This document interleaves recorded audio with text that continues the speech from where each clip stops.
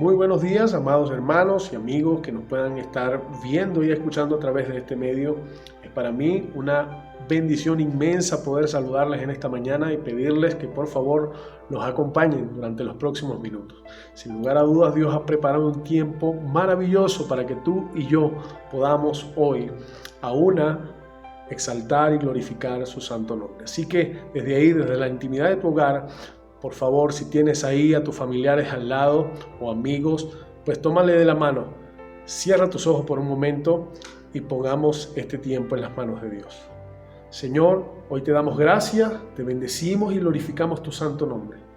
Gracias por tu favor para con tu iglesia, para con tus hijos, Dios, porque tú has cuidado de nosotros, Señor, y has provisto en este tiempo. Así que hoy nos unimos en un mismo corazón, en una misma mente y en un mismo espíritu para honrarte, para glorificar y para celebrar hoy tu santo nombre. En el nombre de Jesucristo recíbelo, Dios. Amén y amén. Así que la invitación es para que te quedes y podamos alabar a nuestro Dios.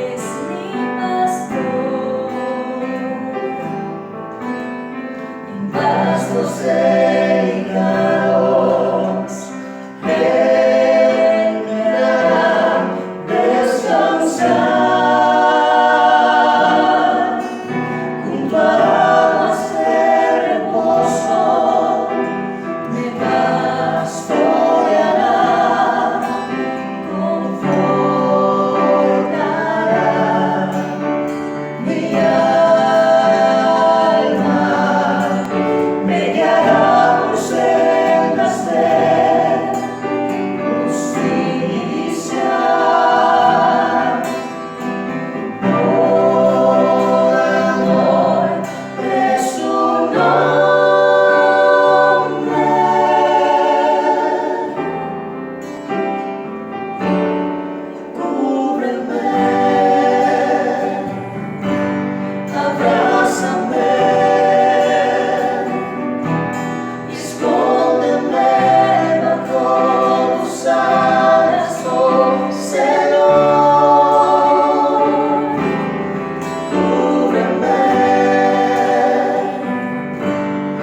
Abrázame, escóndeme bajo tus alas, oh Señor. No me dejes ir, deja que sienta de tu gracia y de tu amor.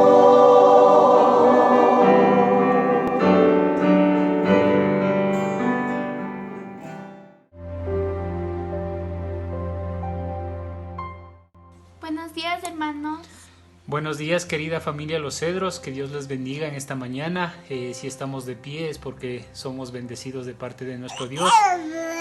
Un saludo muy especial para esta pequeña gran familia que tenemos la certeza de que pronto nos vamos a ver y nos vamos a saludar y abrazar, y tal vez ojalá podamos aprovechar este tiempo para apreciar las cosas que siempre hemos tenido, que siempre han estado ahí y que tal vez ahora recién las estamos apreciando.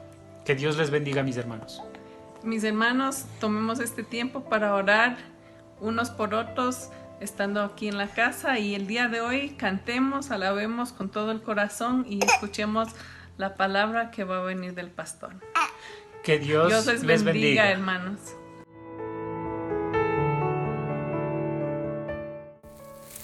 ¿Y vosotros, quién decís que soy yo?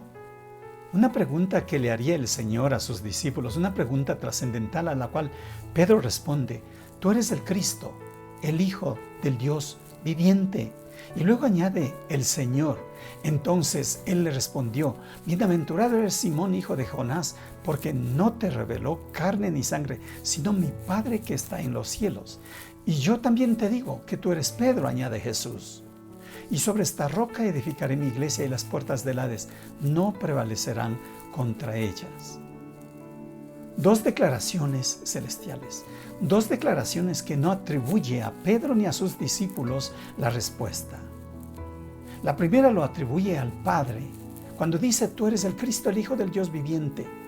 Estaba haciendo una declaración tan especial, es decir, Él es el Mesías prometido, el Dios encarnado, el Dios omnipotente, el Dios eterno encarnado. Pero luego añade una segunda declaración: sobre esta roca edificaré mi iglesia, y se atribuye a Él, no a nosotros los hombres, a los pastores o a los seguidores. Él edifica la iglesia. El Señor es el que sigue aún edificando la iglesia hasta nuestros días. Una iglesia a la manera de Jesús. En este proceso de edificar la iglesia, Él excluye sin duda el tema de edificios, de programas, de estrategias, de ambientes o escenarios. Seamos claros, ¿acaso la iglesia no extraña también en estos días el edificio, los programas, las estrategias, el ambiente, el escenario, el evento dominical? Por supuesto que sí, y esto es muy propio para nosotros. Seamos claros, mis hermanos, con esto. Me atrevería a decir que en la historia de la iglesia nunca se ha dado una situación como esta que estamos viviendo. Nada ni nadie ha tenido que cerrar la iglesia y hacer una pausa tan larga en la que no podemos reunirnos. Pero ahora sí. ¿Cuál es el desafío y el aprendizaje que podemos compartir, que podemos de pronto traer a la memoria? ¿Cuál es el aprendizaje? Quizá es descubrir y realzar y unirnos a esa iglesia que Jesús está edificando. Descubrir su esencia. Es mi iglesia, esa iglesia con la esencia de la iglesia a la manera de Jesús. ¿Cuál debe ser nuestro protagonismo? ¿Y cuál es el protagonismo de la iglesia de nuestros días? De nuestra iglesia frente a los pueblos y frente a las naciones. Estoy convencido que Dios ha puesto la ciencia y la tecnología en manos de esta generación. Y qué bueno ha sido ver cómo va el Evangelio siendo compartido a través de los medios hacia todo el mundo. Es como que la tierra está llenándose del mensaje. Pero también creo que Dios está buscando direccionarnos para entender mejor cuál es la esencia de su iglesia. Esa iglesia a la manera de Jesús. Hay algo que debe enfatizarse y estoy convencido, mis hermanos, que el Señor no está edificando una iglesia virtual. No está edificando o está proponiendo ministerios virtuales, alimentación virtual. Esto puede llegar a ser un culto a la comodidad, sin duda. Si hay algo que más extraño, por supuesto, quiero estar en el lugar de la adoración, quiero estar en el lugar donde nos encontramos como hermanos, poder estrecharnos las manos, poder saludarnos, poder compartir la koinonía, frente a frente, cara a cara, allí juntos. Claro que yo también extraño, pero al fin estamos desafiados a entender cuál es la iglesia que Jesús está edificando, esa iglesia a la manera de Jesús. Hermanos, el aprendizaje que estamos viviendo es grande, es muy grande. Se rompió la rutina de la liturgia, las formas, los ambientes, el programa y mucho más. Extrañamos mucho de esto, ¿verdad? Y claro, yo también extraño eso. ¿Es así la iglesia que Jesús está edificando? La liturgia, las formas, los ambientes, el programa y mucho más. Pues ahora nos encontramos en casa. Estamos en casa.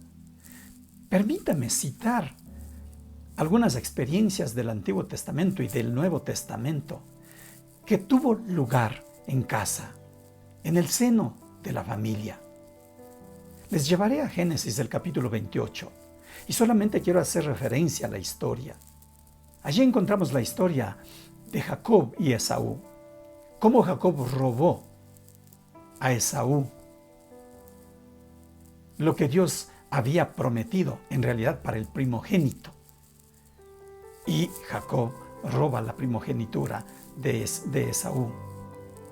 La mamá le ayuda a armar maletas y huye al norte del país, muy lejos, muy al norte. Y el primer día, mientras él iba, llega a un lugar y tenía que descansar. Hace de almohada una piedra y de pronto sueña. Y Dios se revela a Jacob. Ve una escalera que va desde la tierra hacia el cielo, ángeles que suben y bajan, y de pronto Dios le habla. Increíble.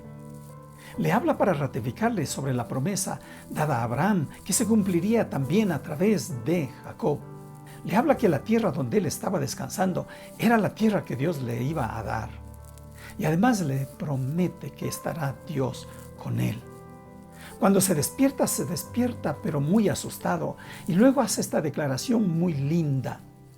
No es otra cosa que casa de Dios y puerta del cielo. Y lo llamó por nombre a aquel lugar Betel, casa de Dios. Lugar de encuentro, lugar de reafirmación de las promesas. Eso era el hogar. Eso es la casa, pero además les citaré otra experiencia. Ya ustedes recordarán, en Éxodo 12, cuando encontramos la instrucción que Dios da al pueblo de Israel para sacarles de Egipto, entren en casa y allí pongan esa marca de la sangre de un cordero y Dios les liberará. La liberación parte después de que se entraron a la casa y allí estuvieron esperando la dirección del Señor. Hay otra experiencia especial ya en el Nuevo Testamento y que también se da en casa. Y es ese momento crucial, Hechos capítulo 1 y capítulo 2. Los 120 que estaban esperando la promesa del Espíritu Santo se quedaron en casa, en el seno de un hogar. Y dice así la palabra del Señor: de repente se oyó un ruido desde el cielo, parecido a un estruendo de un viento fuerte e impetuoso que llenó la casa donde estaban sentados. el Espíritu Santo fue derramado en los 120 creyentes y desde entonces y hasta nuestros días el impacto de la obra del Espíritu Santo no ha cesado. Empezó en una casa. ¿Y cómo no citar algunos otros pasajes que hacen referencia a la casa en los Hechos de los Apóstoles y en algunas de las cartas? Por ejemplo, los que habían creído partían el pan por las casas, dice Hechos en el capítulo 2. Y como nada fuese útil, he rehuido de anunciaros y enseñaros públicamente y por las casas, decía Pablo en Hechos, el capítulo 20. Saludad a Priscila y a Aquila, mis colaboradores en Cristo Jesús. Saluda también a la iglesia que está en su casa, Romanos 16. La iglesia de Asia os saluda. Aquila y Priscila, con la iglesia que está en su casa, os saludan mucho en el Señor, 1 Corintios 16. Saluda a los hermanos que están en la Odisea, a Ninfas y la iglesia que está en su casa. Y a la hermana Arquipa y a Arquipo, nuestro compañero de milicias, y a la iglesia que está en su casa, Filemón 2. Y una última. Si alguno viene a vosotros y no trae esta doctrina, no lo recibáis. En casa instruía el apóstol Juan en el capítulo 2. ¡Wow! Lo que Dios quiso hacer desde el hogar son cosas grandes. Y en esta vez nos encontramos en una situación donde la casa ha llegado a ser el lugar de encuentro con Dios. Y como iglesia, ¿qué está enseñándonos el Señor? De modo que, mis hermanos, la casa, el hogar, diríamos que fue diseñado como un altar para adorar a Jehová, para que se cumplan los propósitos que Dios tiene. En estos tiempos hemos sido llevados a casa, hemos sido encerrados en casa. El culto, la adoración, el estudio bíblico ha tenido que darse en casa. ¿Qué enseñanza es esta para nosotros? Las reuniones de oración han tenido que darse en casa. ¿Será que el Señor está diciéndonos que está edificando su iglesia a la manera de Jesús? ¿Recuerdan ustedes esa enseñanza muy especial que el Señor nos dio en el Sermón del Monte, Mateo 6? Hablando de la oración, dijo: mas tú, cuando ores, entra a tu aposento y cerrada la puerta, ora a tu Padre que está en lo secreto, y tu Padre que ve en lo secreto te recompensará en público. No dijo de otro lugar así. Reprochó las oraciones en público y reprochó las oraciones que son tan elaboradas, y nos invitó: en casa, en tu habitación, cierra la puerta, y Dios quiere hacer cosas grandes a través de nosotros, a través de tu persona, a través de tu familia. Además, mis hermanos, diríamos que hemos sido desafiados en esta temporada, muy desafiados. Nos ha invitado a ver de cerca el dolor, la desesperanza, el temor, la indiferencia, el enojo, la ira de la gente. No hay otra invitación más clara y más frontal que el Señor haya hecho para su iglesia. La iglesia y cada uno de nosotros nos ha declarado el Señor que somos sal y luz. Y es como que este es el momento para que nosotros tengamos ese comportamiento y seamos sal y luz. El mensaje de vida está en las manos de la iglesia. El Evangelio de Jesucristo está en manos de la iglesia para ser compartida con todas las naciones, con todos los pueblos, con nuestra ciudad. El Evangelio que tiene poder. Hemos sido desafiados a tomar las armas de la oración. Notarán ustedes que hay un clamor continuo de las iglesias en el mundo, pidiendo sanidad en las naciones y pidiendo volver a Él. Las oraciones, aún de los que no son cristianos, yo diría, Dios nos ha invitado a mirar que aún quienes no le conocen a Dios claman porque esto tenga un fin. Las oraciones de las instituciones, hospitales, cuarteles, hombres y mujeres de Dios, pero además hombres y mujeres que ni siquiera conocen a Dios, haciendo oraciones. La oración en las calles y en lugares públicos ha sido evidente en estos últimos tiempos. Dios le recuerda a la iglesia y nos recuerda a cada uno de nosotros que la oración es un privilegio dado a los creyentes. Diría que estamos tal vez a las puertas de un avivamiento. No vamos a volver a congregarnos para ser indiferentes y para continuar con las mismas rutinas. El avivamiento que se ha dado en la historia de la iglesia a través de los siglos, sabemos todos que se ha dado después de una crisis. Y hoy estamos viviendo una crisis. Entonces Dios nos está invitando o llevándonos a ese punto de entender que Dios quiere traer avivamiento en su iglesia. Pero ese avivamiento empieza en el interior de cada uno de nosotros. Ese avivamiento empieza en la familia, allí en el seno del hogar. Ese avivamiento debe impactar a la iglesia. Un avivamiento que explote los dones que Dios nos ha dado a todos los creyentes. Un avivamiento que nos lleve a ser una iglesia a la manera de Jesucristo. Lo que usted es, lo que yo soy, eso es la iglesia.